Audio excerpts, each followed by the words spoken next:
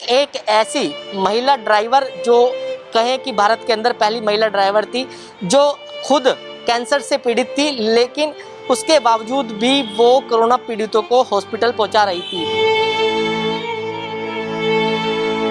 तो जब हमारी मैरिज हुई 2002 में, तो मेरे हस्बैंड ने बोला कि मुझे दहेज नहीं चाहिए, अगर आप देना ही चाहते हैं तो दान में एक एम्बुलेंस दे दीजिए। महिला होने के नाते डर नहीं लगता आपको?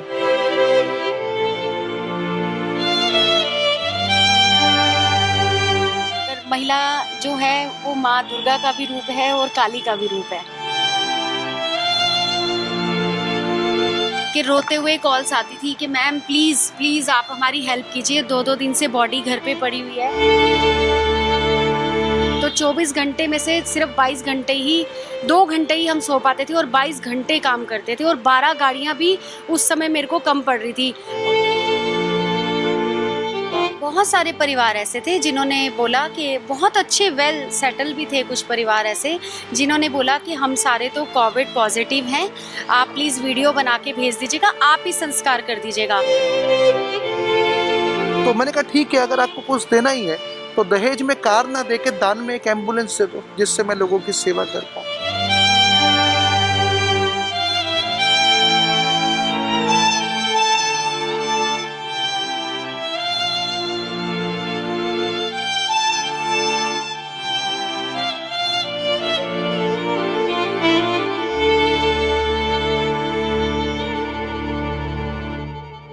आप देख रहे हैं नवोदय टाइम्स पंजाब केसरी टीवी। देश के अंदर कोरोना के केस लगातार बढ़ रहे थे, लेकिन अब कुछ कम होना शुरू हुए हैं, जिसकी वजह से देश के अंदर, और या दिल्ली की बात करें, दिल्ली के अंदर एक ऐसी तस्वीर देखने को मिली थी पिछले कुछ दिनों में कि एम्बुलेंस जो है वो नहीं मिल रही थी, अगर मिल रही थी तो कई गुना चार्ज जो है वो वसूले जा रहे थे। लेकिन एक ऐसी महिला ड्राइवर जो कहें कि भारत के अंदर पहली महिला ड्राइवर थी, जो खुद कैंसर से पीड़ित थी, लेकिन उसके बावजूद भी वो कोरोना पीड़ितों को हॉस्पिटल पहुंचा रही थी। हम ट्विंकल कालिया की बात कर रहे हैं। ये लगातार कोरोना के इस दौर में जो पीड़ित परिवार थे या पीड़ित लोग थे, उनको अस्पताल तक पहुंचा रही थी। लेकिन इस बार अस्पताल की भी देखा कि अस्पताल में किस तरीके से मरीज जो है एडमिट नहीं हो पा रहे थे। हम देखते हैं ये प्रेरणा इनको कहाँ से मिली। मैडम, अगर बात करें, आप महिला ड्राइवर हो के, और आपको राष्ट्रपति ने भी, अपने जो माननीय राष्ट्रपति साहब हैं, उन्होंने भी आपको सम्मानित किया है, ये प्रेरणा मिली कहाँ से आपको? मेरे हस्बैंड जो थे, हम लोग ये सेवा पिछले 20 सालों से दे रहे हैं। मेरे हस्बैंड 14 इयर्स के थे, तो उस समय पापा जी का रोड एक्सीडेंट हुआ था, उन्होंने 6 से 7 हॉस्पिटल चेंज किए थे, तो उन लोगों को कहीं भी एम्बुलेंस की सुविधा उपलब्ध नहीं हुई थी, जिसके कारण पिताजी 2 साल जो है कोमा में रहे। तो आप समझ सकते हैं, जब एक बच्चे का शुरुआत होती है जीवन की और समझ की, और उस समय माँ बाप जो हैं वो परेशानी में हो, तो बचपन जो है पूरे तरीके से एक तरीके से स्पॉइल हो जाता है। तो जब हमारी मैरिज हुई 2002 में, तो मेरे हस्बैंड ने बोला कि मुझे दहेज नहीं चाहिए, अगर आप देना ही चाहते हैं तो दान में एक एम्बुलेंस दे दीजिए। तो 2002 से कंटिन्यू ये एम्बुलेंस की सेवा हमारी स्टार्ट हो गई। 2008 में मेरे साथ लीवर की कुछ प्रॉब्लम हुई, और उसके बाद मुझे बहुत सारे लोगों के कॉल्स आते थे कि मैम आपके लिए दुआ की है, चद्दर चढ़ाई है, जबकि डॉक्टर ने कहा था शायद लीवर ट्रांसप्लांट करना पड़ेगा। तो उनके जब कॉल्स आते थे, तो उसके बाद कुछ समय ऐसा हुआ कि मेरे रेगुलर टेस्ट होते थे, तो मैं ठीक हो गई। जब ठीक हो गई तो मेरे मन में भी यही आया कि अगर इनकी सेवा करने से, इनकी इतनी दुआओं से मैं ठीक हो सकती हूँ, तो आगे का जो मेरा जीवन है वो भी लोगों की सेवा में ही बीतेगा। तो तभी से मैंने ये सेवाएं शुरू। आप एक महिला हैं, महिला होने के नाते डर नहीं लगता आपको? महिला होने के नाते नहीं, अगर महिला जो है वो माँ दुर्गा का भी रूप है और काली का भी रूप है। अगर ज़रूरत पड़ती है तो वो रक्षक बन के अपने परिवार को हर तरीके से बचा सकती है। तो महिलाओं का रोल जो है वो लॉकडाउन में 24-24 घंटे की ड्यूटी रही है। उसके बावजूद भी ये जो सेवाएं मैं दे रही हूँ, मैं चाहती हूँ कि और भी महिलाएं आगे आएँ, और वो भी हर तरीके की सेवाओं में तो है ही हैं, इसमें भी आगे बढ़ के सेवा करें, क्योंकि वक्त आने पे माँ भी बन जाती है, बीवी भी, दोस्त भी, डॉक्टर भी बन जाती है। तो महिला में हर तरीके की शक्ति होती है। लेकिन इस बार अलग तरीके का मंजर था। जिस तरीके से हम लोगों ने इस बार मंजर देखा, किस तरीके का मंजर जो है आपने अपनी आंखों से देखा?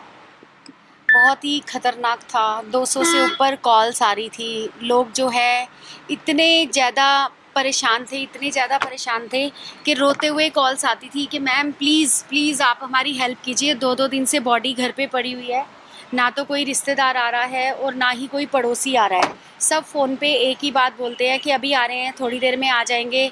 आप आते हैं पर 2 दिन से कोई नहीं आ रहा। यहाँ तक कि हमने खाना भी नहीं खाया हुआ, तो उन लोगों को हमने खाना भी पहुँचाया। उन लोगों को हमने जो था संस्कार भी करवाया, जबकि ऐसे परिवार थे कि लेडीज़ अकेले थी और बच्चा छोटा था, तो बॉडी उठाने वाला भी सेकंड फ्लोर से कोई नहीं था। तो ऐसे भी लोगों को हमने सेवाएं दी। और अभी पीछे एक केस आया था कि एक लेडीज़ थी, उसके हस्बैंड 2 से 3 हॉस्पिटल में उनको लेके गए ऑटो के अंदर, उनको कहीं एम्बुलेंस नहीं मिली। उसके बाद वो जो थी उनकी डेथ हो गई। डेथ होने के बाद उनकी सोसाइटी वाले उनको अपनी सोसाइटी के अंदर नहीं आने दे रहे थे। तो उनको कहीं से मयूर विहार में कहीं से हमारा नंबर मिला कि आप आ जाइए और प्लीज़ आप हमारी हेल्प कीजिए, मैम हेल्प कीजिए। मैंने कहा आप एड्रेस भेजिए, हम लोग आ जाएंगे। तो हम लोग गए, जाके उन लोगों को वहाँ से ऑटो में से निकाला। उनका शरीर काफ़ी भारी था, तो हम 6 लोगों ने मिलके उनको निकाला, क्योंकि वो ऑटो की जो बीच का जगह होती है पैर रखने वाली, वहाँ फंस गई थी पूरे तरीके से। उनको निकाला, निकालने के बाद उनका संस्कार भी कराया। जब उनका सब हो गया, उसके बाद उनके हस्बैंड ने हमें बोला कि आपने जो सेवा दी है उसके लिए मतलब धन्यवाद का कोई शब्द ही नहीं है। तो ये परिवार की जो संतुष्टि होती है, जो लोगों की दुआएं आती हैं, वो बहुत काम आती हैं। और ये मंजर तो इतना भयानक चल रहा है ना, वक्त का पल का कोई भरोसा नहीं है। किसी का भी कॉल आता है तो एक पल के लिए मैं सहम जाती थी कि प्रभु फ़ोन उठाने से पहले कि सब ठीक रखिए। तो 24 घंटे में से सिर्फ 22 घंटे ही, 2 घंटे ही हम सो पाते थे और 22 घंटे काम करते थे। और 12 गाड़ियाँ भी उस समय मेरे को कम पड़ रही थी। और सबसे ज़्यादा कमी जो मुझे महसूस हुई कि मेरे पास अगर आईसीयू वाली एम्बुलेंस होती तो मैं लोगों को वो भी निःशुल्क उपलब्ध करवाती। रीज़न कि हॉस्पिटल वाले बीएल कपूर हॉस्पिटल से लेकर सिटी हॉस्पिटल तक ले जाने के 17-17 हज़ार रुपये एम्बुलेंस ने लिए हैं। तो वो कहाँ से बेचारों ने अपना सब कुछ बेच के कुछ करके ही दिए होंगे ना पैसे। कहाँ से, इंसान काम है नहीं 1 साल से, तो लोग कैसे अपना गुजारा कर रहे हैं। राशन तक के लिए पैसे नहीं है लोगों के पास।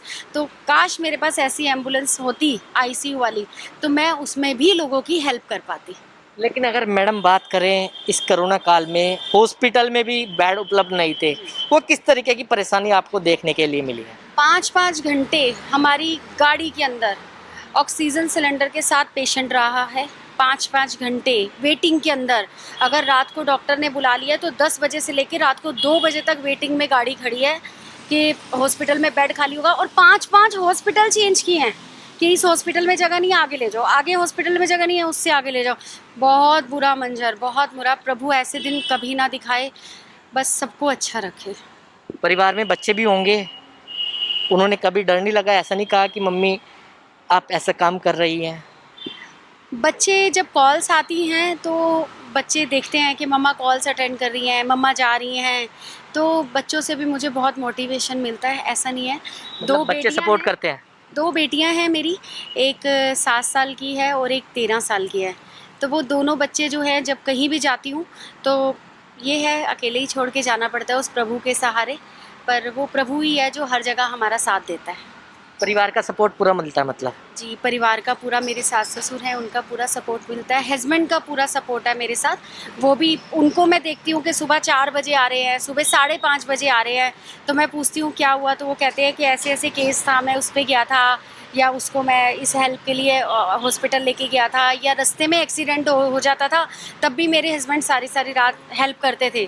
तो उनसे मुझे बहुत मोटिवेशन मिलता है। और जब मैं आगे जाती हूँ तो वो मुझे भी बहुत हौसला देते हैं और मेरे को अप्रिशिएट करते हैं कि तुम बहुत अच्छा काम करके आई हो। राष्ट्रपति साहब ने आपको सम्मानित भी किया था, किस तरीके का मन में मनोबल बढ़ने वाली बात थी? मैं धन्यवाद करना चाहूँगी राष्ट्रपति जी का, भारत सरकार का, जिन्होंने मुझे सम्मानित किया। मुझे ही सम्मानित क्या किया, और महिलाओं को बहुत मोटिवेशन मिला कि हमें भी आगे बढ़ के कुछ करना चाहिए। उसके बाद मोदी जी ने भी लंच पे बुलाया था, तो प्रधानमंत्री जी के साथ भी पीएम हाउस में हमें लंच करने का मौका मिला। तो ये हमारे लिए यही एप्रिसिएशन है, यही हमारा हौसला है जो हमें आगे बढ़ने की मनोबल और बढ़ता है मनोबल मतलब? बढ़ता है। जी, मनोबल बढ़ता है इससे। अगर बात करें इस जो अभी कोरोना का मंजर हुआ है, आपको कैंसर भी हुआ, तो डर नहीं लगा आपको बिल्कुल भी? डेथ तो उन लोगों की भी हो गई जो बिल्कुल ठीक ठाक थे, कोरोना से 2 दिन में ही ख़त्म हो गए। तो अगर ईश्वर ने जान लेनी है तो सेवा में चलते हुए ही ले ले तो अच्छा है। तो डॉक्टर्स भी हैं, हमारे सेना के लोग भी हैं जो 24-24 घंटे बॉर्डर पे खड़े हैं, और हमारे डॉक्टर्स जो अपने पूरे परिवार और बच्चों को छोड़ के कितने एक महीना अपने घरों में नहीं गए और पीपीई किट पहन के 24-24 घंटे लोगों की सेवा कर रहे हैं बिना सोए। तो हमारा तो छोटा सा ही कंट्रीब्यूशन है, मैं तो यही समझती हूँ, किसी की जान बचाने में। लेकिन एक मैं सवाल पूछूंगा कि जिस तरीके से कोरोना के अंदर लोगों की डेथ हुई, परिवार वालों ने आपसे संपर्क किया, कभी कोई परिवार आया सामने कि आप हम नहीं जा सकते, आप इसका दाह संस्कार कर दीजिए बॉडी का? बहुत सारे परिवार ऐसे थे जिन्होंने बोला कि बहुत अच्छे वेल सेटल भी थे, कुछ परिवार ऐसे जिन्होंने बोला कि हम सारे तो कोविड पॉजिटिव हैं, आप प्लीज़ वीडियो बना के भेज दीजिएगा, आप ही संस्कार कर दीजिएगा। और लोगों को जो है पीपीए जो डेड बॉडी जब पैक करते हैं और क्रिमिनेशन के लिए ले जाने से पहले भी उन्होंने कहा कि आप ही सब कुछ कीजिए, हम हाथ नहीं लगाएंगे, हम नहीं करेंगे। तो बहुत, और पूरे साल का जो हम दोनों की इंश्योरेंस का काम है, मेरे हस्बैंड लाइफ इंश्योरेंस में है, मैं हेल्थ इंश्योरेंस का देखती हूँ, तो हमारे जो पूरे साल की इनकम होती थी वो इस 2 महीने में जो सेवा में लगती थी वो पूरी लग चुकी है। ऐसा समय भी आया कि मेरे पास 12 एम्बुलेंस हैं, तो बाकी 4 खड़ी हुई हैं, 8 वर्किंग में हैं, मेरे पास पेट्रोल डलवाने के लिए भी पैसे नहीं है, ऐसा समय भी आया। बस यही है कि कहीं ना कहीं से पॉजिटिविटी मिलती है और हम चल पड़ते हैं। तो मतलब आप जो है ये सेवा निःशुल्क कर रहे हैं? जी बिल्कुल निःशुल्क कर रहे हैं, पिछले 20 सालों से निःशुल्क सेवा दे रहे हैं। यहाँ तक कि प्लाज्मा के लिए भी लोगों के कॉल्स आते थे तो वो भी हमने प्रोवाइड करवाने की कोशिश की है, लोगों से संपर्क करके। तो हस्बैंड जो आपके पति है उनका पूरा सपोर्ट रहता है आपको? जी पूरा सपोर्ट रहता है। सर, अगर आपसे बात करें, आप भी लगातार अपनी पत्नी का सपोर्ट करते आ रहे हैं। कहा कि जब शादी हुई तो दहेज में एम्बुलेंस आपने मांगी, उस टाइम पे क्या सोच के आया कि एम्बुलेंस चाहिए दहेज में, वो भी जो आपके ससुराल पक्ष के थे, उनको एक अजीब बात नहीं लगी कि शादी में दहेज में एम्बुलेंस? डेफिनेटली उन्हें बहुत अजीब लगा। दरअसल 14 साल की उम्र में जब पापा का एक्सीडेंट हुआ और समय से उनका इलाज नहीं हो पाया, और समय से इलाज ना होने की वजह से 2 साल वो कोमा में रहे, और वो 2 साल कोमा में नहीं थे, मेरा बचपन, मेरी पढ़ाई लिखाई, मेरी खुशियाँ सब कोमा में थी। तो ऐसे में जब 10 साल बाद मेरी मैरिज फिक्स हुई, तो जब मुझ पे दबाव बनाया गया कि दहेज एक प्रथा है और हमें वो प्रथा निभानी है, और हम आपको कार देंगे, ये देंगे, इलेक्ट्रॉनिक सा सामान देंगे, तो मैंने कहा मुझे कुछ नहीं चाहिए और मैं इसका विरोध करता हूँ। तो उन्होंने कहा कि नहीं, हमें कुछ तो देना ही है। तो मैंने कहा ठीक है, अगर आपको कुछ देना ही है तो दहेज में कार ना दे के दान में एक एम्बुलेंस दे दो, जिससे मैं लोगों की सेवा कर पाऊँ। उनके लिए शॉकिंग था, उन्हें झटका तो लगा, लेकिन जब उन्होंने मेरी भावनाएं, मेरी फीलिंग्स और मेरे बचपन के बारे में जाना, तो उन्होंने भी इसको एक्नॉलेज किया, अप्रिशिएट किया कि भाई आपकी बहुत अच्छी मानसिकता है और बहुत अच्छी सोच है। और मैंने उन्हें ये भी बोला कि शायद अब इस एम्बुलेंस से ना जाने कितने लोगों के घरों के चिराग उजड़ने से बच जाएंगे, ना जाने कितने लोगों का जीवन बच जाएगा। और जब एक इंसान का जीवन बचता है तो वो एक इंसान नहीं, उस परिवार की खुशियाँ बचती हैं, उस परिवार का भविष्य, उस परिवार के सपने बचते हैं। तो जब ये बात तय हुई तो शादी के मंडप के बाहर एम्बुलेंस सजी खड़ी थी, और मैं उसको बहुत इत्मीनान से देख रहा था, और मैं ये देख रहा था कि मैं कितने लोगों की जान बचा पाऊँगा। और आज 20 सालों में लगभग 80,000 से ज़्यादा लोगों को दिल्ली और एनसीआर में हम ये सेवाएं दे रहे हैं, और जब तक हमारा जीवन है तब तक हम ये सेवा देते रहेंगे। लेकिन हिमांशु जी, कितने लोग अभी एक एम्बुलेंस थी आपको, शादी में एक एम्बुलेंस मिली थी, और उसके बाद आज 12 एम्बुलेंस आपके पास है? अ, जैसा कि जब शादी हुई तो उसके बाद मुझे लगा कि पेट्रोल भी चाहिए होता है, खर्चे भी हैं, मेंटेनेंस भी है। तो फिर मैंने अपनी आय को बढ़ाने का और आय के स्रोत जो थे उसके ऊपर काम करना शुरू किया। और जैसे 2 साल मैंने काम किया और मेरे पास कुछ पैसे इकट्ठे हुए, तो मैंने क्या किया कि कुछ पैसे एडवांस दे करके ईएमआई पर एम्बुलेंस ले ली। फिर 2 साल के बाद जब दूसरी एम्बुलेंस की किस्तें ख़त्म हुई तो तीसरी ले ली। ऐसे अभी तक हम लोग 18 गाड़ियाँ ले चुके हैं, लेकिन जो गाड़ी पुरानी होती चली गई, ख़राब होती चली गई, हम उसे स्क्रैप भी करते चले गए, क्योंकि एम्बुलेंस को हम ऐसी सिचुएशन में चला ही नहीं सकते जो रास्ते में कहीं रुक सकती हो या ख़राब हो सकती है। तो अभी तक हम 18 गाड़ियाँ ले चुके हैं, लेकिन राइट नाउ इस समय 12 एम्बुलेंसेस वर्किंग में है और जो बिल्कुल निशुल्क और निस्वार्थ सेवा में जुटी हुई है। इवन हम लोग भी चाहते हैं कि कई कुछ लोग अगर आगे आएँ, साथ दें और किसी भी तरीके से अगर मदद कर सकते हैं तो उससे हमारी हिम्मत भी बढ़ेगी और हम ज़्यादा से ज़्यादा ज़रूरतमंद तक पहुंच पाएंगे। ट्विंकल जी, मेरी आपसे एक सवाल, आखिरी सवाल है कि लोगों को क्या मैसेज देंगे आप? मैं लोगों से यही कहना चाहूँगी कि एक दूसरे की मदद करें, इंसान ही इंसान के काम आ सकता है।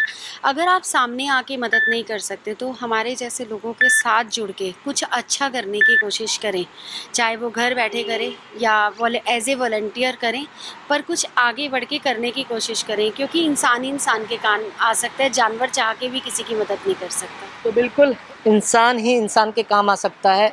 इस महिला का जज्बा देखिए कि एक कैंसर से पीड़ित होने के बावजूद भी इन्होंने अपने मन में ठाने कि जो कोरोना से पीड़ित लोग हैं उनको या तो अगर उनकी मृत्यु हो चुकी है तो उनको अंतिम संस्कार कराया जाए, नहीं तो उनको हॉस्पिटल में एडमिट कराया जाए। दिल्ली से कमल कुमार कंसल, नवोदय टाइम्स, पंजाब केसरी टीवी।